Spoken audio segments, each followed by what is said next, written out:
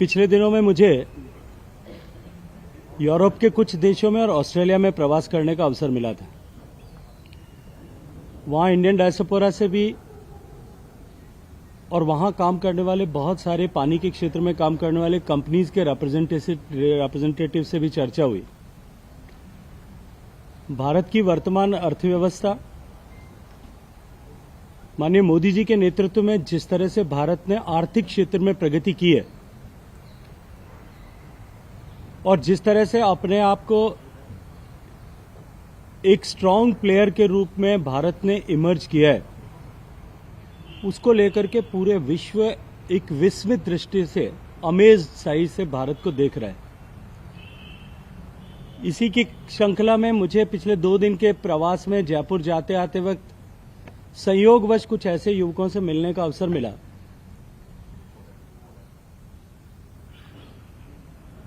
जो इकोनॉमी के क्षेत्र में अध्ययन कर रहे हैं। उनमें से एक जो है राजस्थान मूल के थे और दूसरे दिल्ली के निवासी थे, लेकिन सालासर से दर्शन करके वापस लौट रहे थे। और वो मोदी इरा की इकोनॉमिक ग्रोथ और डेवलपमेंट पर और आने वाले समय में भारत किस तरह से फ्यूचर में इस इकोनॉमी के क्षेत्र में इमर्ज करेगा, इस पर रिसर्च कर रहे हैं। और संयोग की बात है कि कल रात को ही पीआईबी प्रेस नोट रिलीज हुआ है। Ministry of commerce and industry ने जो पिछले नवंबर माह के एक्सपोर्ट के आंकड़ों को जारी किया है। इन सब विषयों पर एक साथ में बातचीत करने के बाद में मेरे मन में इस तरह का प्रेरणा है कि मैं एक बार पिछले 8 वर्षों में जो आर्थिक परिदृश्य बदला है उसके ऊपर आप सबसे चर्चा करूं, बात करूं। इसलिए मैंने आप सब मित्रों को आज यहां आमंत्रित किया था। माननीय प्रधानमंत्री जी ने 2014 में जिस कन्विक्शन के साथ में देश के को इकोनॉमिकली ट्रांसफॉर्म करने के लिए काम किया, अगर पिछले 1 महीने के आंकड़ों को उठा करके देखें, जब पूरी दुनिया ग्लोबल रिसेशन से गुजर रही है, इन्फ्लेशन अमेरिका में, इन्फ्लेशन यूरोपियन कंट्रीज में जिस तरह से बढ़ा है, उसके बावजूद भी नवंबर माह में करस्पॉन्डिंग पिछले साल के इसी पीरियड की अगर हम बात करें तो हमारी मर्केंडाइज और सर्विस दोनों का एक्सपोर्ट जो है वो 10.77% ग्रो हुआ है। अगर हम अप्रैल से नवंबर तक के इस पीरियड को अगर पिछले साल के पीरियड से रेफर करें तो लगभग 17% की ग्रोथ है। और पिछला वर्ष जो है वो भारत में मैन्युफैक्चरिंग एंड एक्सपोर्ट की दृष्टि से, क्योंकि उस समय पूरा विश्व और हम सभी लोग कोविड की उस आपदा के दौर से गुजरे थे, लेकिन आत्मनिर्भर भारत पैकेज के परिणाम स्वरूप जिस तरह से भारत की इकोनॉमी ने बाउंस बैक किया था, पिछला वर्ष हमारे लिए और पिछले वर्ष का अप्रैल से नवंबर तक का महीना जो है, यह जो कॉलम है, वो हमारे लिए एक्सपोर्ट में एक नई ऊंचाई प्राप्त करने वाला ऐसा समय था। लेकिन उसकी ग्लोबल रिसेशन के बावजूद भी जब ग्लोबली डिमांड्स कम हुई हैं, जेम्स एंड ज्वेलरी जो हमारा एक बड़ा एक्सपोर्ट होता है उसकी डिमांड कम हुई है, केमिकल्स ऑर्गेनिक और इनऑर्गेनिक दोनों की डिमांड्स कम हुई है, टेक्सटाइल की डिमांड कम हुई है, फर्नीचर की डिमांड कम हुई है, लेदर की डिमांड कम हुई है, लेकिन उसके बावजूद भी और इन्फ्लेशन बढ़ने के कारण से फूड की भी डिमांड्स में कुछ इम्पैक्ट रजिस्टर हुआ है। And we being the largest exporter of marine products, लेकिन उस सब के बावजूद भी हमने 10.97% की ग्रोथ रजिस्टर की है।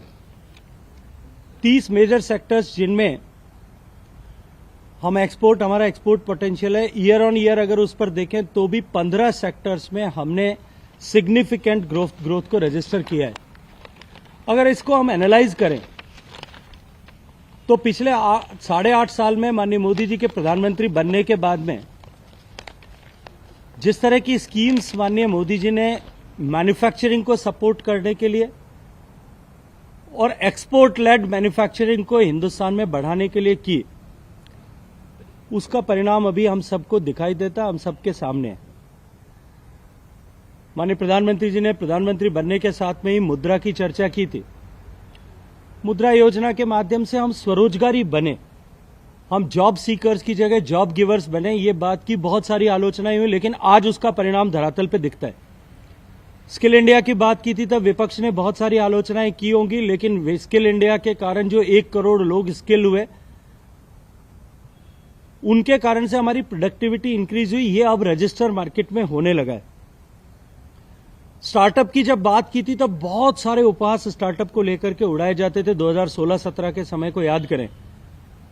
लेकिन आज स्टार्टअप इकोसिस्टम में जिस तरह का परिवर्तन हुआ, भारत में जिस तरह से ट्रांसफॉर्मेशन उसके चलते हुआ, डीपीआईटी में जो रजिस्टर्ड स्टार्टअप्स हैं उनका नंबर बढ़कर के लगभग 70,000 के आसपास में हो गया है। और देश के 700 जिलों में से 630 जिले ऐसे हैं जिनमें कम से कम एक रजिस्टर्ड स्टार्टअप मौजूद है। और दुनिया में सबसे ज्यादा से तेज गति से बढ़ते हुए यूनिकॉर्न्स आज भारत में हो गए, 108 यूनिकॉर्न्स भारत में हो गए। इसी तरह से एक निर्णय जो सरकार ने किया, पब्लिक प्रोक्योरमेंट ऑर्डर और जैम के साथ में जिस तरह से उसको जोड़ा कि सरकार की खरीद में एमएसएमई सेक्टर को सपोर्ट करें, उनको प्रायोरिटी दें, इंडिजीनियस प्रोजेक्ट को, प्रोडक्ट्स को प्रायोरिटी दें, उसका इम्पैक्ट जो रजिस्टर हुआ। पीएलआई स्कीम जब प्रधानमंत्री जी ने की, सारे 14 स्कीम्स जिनमें पीएलआई स्कीम्स आई, राइट फ्रॉम ऑटोमोबाइल टू से लेकर के सेमीकंडक्टर तक, उन सब में जिस तरह से जो है भारत में निवेश उसके कारण से बढ़ा। और इन सब के साथ साथ में जो सबसे बड़ी चीज की पीएम गति शक्ति के माध्यम से हमने इंफ्रास्ट्रक्चर को जिस तरह से स्ट्रेंथन किया, तो एक पूरे उस कैनवस के पे सारे रंग जब एक साथ प्रधानमंत्री जी ने भरे, उसके चलते आज ये परिणाम हुआ है कि पूरा विश्व ये मानने लगा है और दुनिया के सारे फाइनेंशियल इंस्टीट्यूशंस, फाइनेंशियल सेक्टर में काम करने वाले राइटर्स, न्यूज़पेपर्स, क्रिटिक्स, जो स्वभावतः भारत के क्रिटिक हुआ करते थे, जो परंपरागत रूप से क्रिटिसाइज करते थे, वो भी अब इस बात को मानने के लिए तैयार हो गए कि भारत की इकोनॉमी जिस गति से बढ़ रही है और जिस पटरी पे अब चल रही है,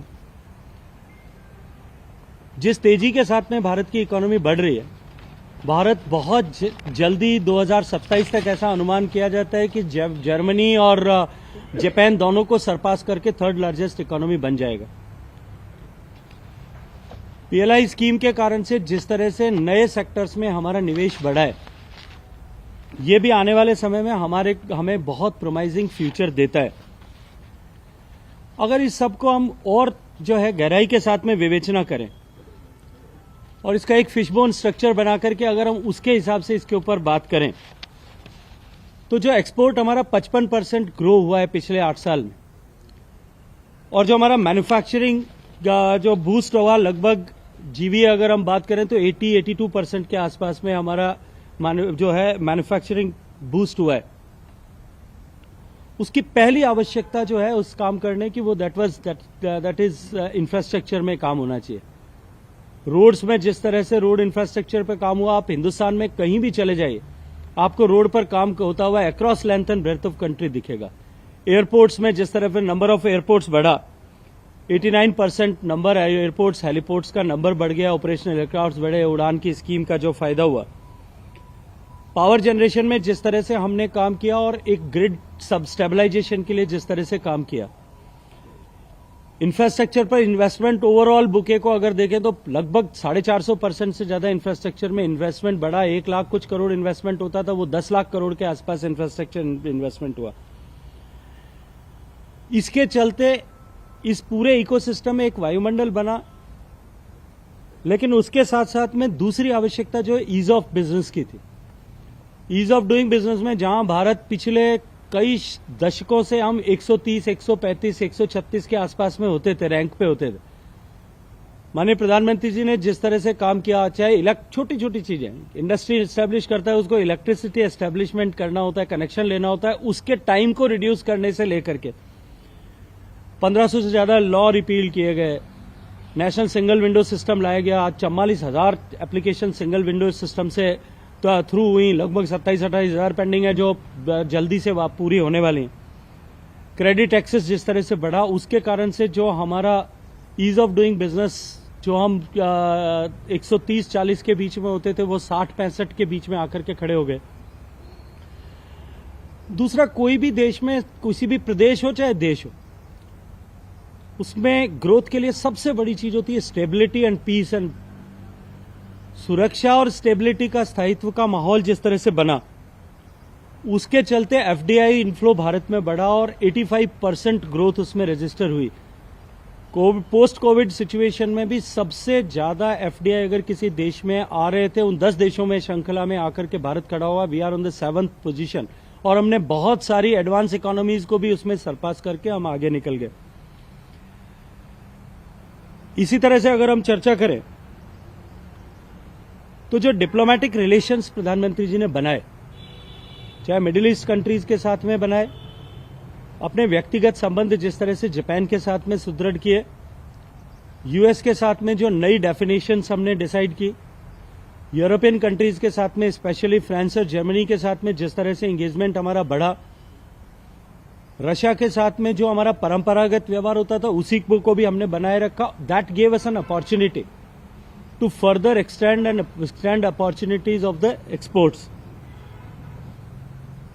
उसके साथ साथ में जैसा मैंने चर्चा की, स्टार्टअप और स्किल इंडिया के माध्यम से भी जो 1 करोड़ लोगों को स्किल किया गया, स्टार्टअप इंफ्रास्ट्रक्चर जिस तरह से बढ़ा और लगभग 1000% से ज्यादा की ग्रोथ जो उसमें हुई, और कुल मिलाकर के इन सब के साथ साथ में पीएलआई आया और पीएलआई के बाद में आरएनडी में जिस तरह से एक्सपेंडिचर, नए एवेन्यूज तलाशने के लिए जिस तरह से एक्सपेंडिचर्स किए, उस सब का परिणाम आज होलिस्टिकली देश को दिखाई दे रहा है।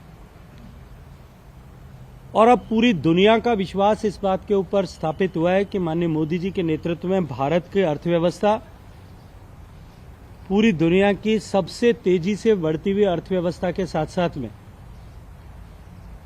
हिंदुस्तान मैन्युफैक्चरिंग और क्या डेस्टिनेशन और एक्सपोर्ट का हब ऐसा बनने वाला है। तो ये निश्चित रूप से भारत के लिए अत्यंत जो है प्रोमाइजिंग फ्यूचर को भी दिखाता है। और माननीय प्रधानमंत्री जी के नेतृत्व में हमने जिस तरह से काम किया है, तो कुल मिलाकर के 2-3 विषय जो हुए, 2-3 घटनाएं जो हुई, कल का जो है प्रेस रिलीज किया department of industry and trade ने, उसके बाद में मेरे मन में ये हुआ, मैंने खूब सारा अध्ययन किया। मैंने रात जो है कल शाम को बैठ करके इसके ऊपर कुछ स्लाइड्स भी बनाए, कुछ मैंने उसका डिटेल भी वर्कआउट किया। अगर आप चाहेंगे तो मैं आप सबके साथ में शेयर कर सकता हूं। मैंने मोटी विषय आपके सामने रखे हैं, लेकिन सब पे मैंने डिटेल वर्कआउट किया। हालांकि ये मेरा विषय नहीं है, लेकिन क्योंकि पढ़ने लिखने का स्वभाव है, इसलिए मुझे लगा कि मैं इस सब पर आपके साथ में बातचीत करूं, चर्चा करूं। आप सब लोग आए, इसके लिए आप सबका बहुत सारा धन्यवाद। हाँ। चीन है सर, 2 दिन पहले एक पार्लियामेंट में आंकड़ा दिया कॉमर्स मिनिस्ट्री ने कि ट्रेड डेफिसिट पिछले 2 सालों में लगता है सबसे ज्यादा $94 बिलियन था ट्रेड डेफिसिट। हाँ, तो ऑब्वियसली इसलिए क्योंकि हम इम्पोर्ट बहुत ज्यादा कर रहे हैं, तो वो एक मैटर कंसर्न है। उसको कैसे आप देखिए, हम ट्रेड डेफिसिट की जब बात करते हैं तो केवल हम उसको स्टैंड अलोन अगर उठा करके देखेंगे, क्योंकि ये चीन के परिप्रेक्ष्य में कहा गया था, इसलिए मैं चीन के परिप्रेक्ष्य में ही आपको जवाब देना चाहता हूं। हमने जब पीएलआई स्कीम बनाया कि हम फार्मास्यूटिकल्स में 2 पीएलआई के माध्यम से स्ट्रेंथन करेंगे, हमने सबने इस बात को माना कि जो है Hindustan is emerged as a global pharmacy. हमारा एक्सपोर्ट बढ़ गया, हमारा प्रोडक्शन बढ़ गया। हमने हिमाचल प्रदेश में, गुजरात में, 3 प्रदेशों में फार्मास्यूटिकल हब बनाने के लिए काम शुरू कर दिया। लेकिन उसका रॉ मटेरियल आज एपीआई बनाने पर हम काम कर रहे हैं, लेकिन जितनी हमारी डिमांड है उतना एपीआई हम आज की तारीख में प्रोड्यूस नहीं कर पा रहे हैं। हमको इंपोर्ट करना ही होता है, हमको केएमजी इंपोर्ट करना ही होता है। हमने आज मैन्युफैक्चरिंग में, इंजीनियरिंग गुड्स में जिस तरह से एस्केलेट किया, हमको जो है इंपोर्ट करना ही होगा। हमने 1 बिलियन $, लगभग 8,000 करोड़ रुपए का वर्थ के मोबाइल हर महीने हम एक्सपोर्ट कर रहे हैं। हम सेकंड लार्जेस्ट एक्सपोर्टर बन गए। उसके कंपोनेंट्स हम चाइना से इंपोर्ट कर रहे हैं। तो हम रॉ मटेरियल और कंपोनेंट इंपोर्ट करके, वैल्यू एडिशन करके हिंदुस्तान से एक्सपोर्ट कर रहे हैं। बेशक हमारा जो है ट्रेड डेफिसिट बढ़ा होगा चाइना के कंटेक्स्ट में, क्योंकि हम मोबाइल जो है, हम एपीआई जो है चाइना से इंपोर्ट कर रहे हैं, लेकिन एक्सपोर्ट हम दूसरे देशों के कर रहे हैं। इसलिए हम स्टैंड अलोन अगर चाइना के कंटेक्स्ट में उठा करके देखेंगे तो हमें लगेगा कि शायद हमारा जो है वो ट्रेड डेफिसिट बढ़ा है। लेकिन ओवरऑल बुके को अगर देखेंगे तो हमको समझ में आएगा कि इसका जो है हम एक जगह से इंपोर्ट करके, वैल्यू एडिशन करके और पूरे विश्व को एक्सपोर्ट कर रहे हैं। इसके कारण से हमारी अपॉर्चुनिटीज भी बढ़ी हैं, एवेन्यूज भी बढ़ी हैं। पहला है कि क्लाइमेट चेंज को लेकर एक बड़ा वर्ल्ड वाइड एक बड़ा कंसर्न है और अब फाइनेंस मिनिस्टर ने भी कहा कि क्लाइमेट के लिए पॉलिसी में चेंजेस करने चाहिए। इस पर आप क्या आपको लगता है कि बच्चों की जो भी कंट्रीज हैं आपको एक्सपोर्ट या इम्पोर्ट देखिए, बजट की प्रिपरेशन चल रही है सर, आपके डिपार्टमेंट से क्या मुझे लगता है कि उस विषय को हम बाद में चर्चा करेंगे, क्योंकि अभी उसके बारे में मीडिया से के माध्यम से उद्घाटित करना ठीक नहीं है। लेकिन जो प्रश्न आपने किया क्लाइमेट चेंज का, भारत के परिप्रेक्ष्य में यदि बात करें तो भारत एकमात्र ऐसा देश है जिसने अपने सारे कमिटमेंट्स को फुलफिल किया है, कमिटमेंट्स के बियॉन्ड जाके भी फुलफिल किया है। प्राइम मिनिस्टर ने पेरिस से लेकर ग्लासगो तक सब जगह पर अपने जो है दृढ़ता के साथ में अपनी बात को रखा है। जीरो इम्पैक्ट के साथ में हम किस तरह से इंडस्ट्रियल ग्रोथ कर सकते हैं और किस तरह से हम अपने देश की आर्थिक प्रगति कर सकते हैं, इस पे भारत दृढ़ता के साथ में काम भी कर रहा है और डिलीवर भी कर रहा है। कल रघुराम राजन जो है वो भारत जोड़ो यात्रा में राहुल गांधी के साथ थे, उनकी बातचीत हुई। उनकी भविष्यवाणी ये है कि भारत अगले साल जो अगला वित्तीय वर्ष है केवल 5% की ग्रोथ कर पाए। लेकिन दुनिया के सारे इंस्टीट्यूशंस जो हैं उन्होंने जो अभी कहा है, जितने भी इंस्टीट्यूशन ने आंकड़े दिए हैं, आरबीआई से लेकर के वर्ल्ड बैंक तक जितने भी बीच में इंस्टीट्यूशंस आते हैं, सब ये मान रहे हैं कि भारत 7.8% से 8% के बीच में, 7 से 8 के बीच में ग्रो करेगा। मुझे लगता है कि उसके बाद में अगर किसी एक व्यक्ति विशेष ने कहा है तो उनके पास में क्या आकलन का आधार होगा, इसको तो वही बता सकते हैं।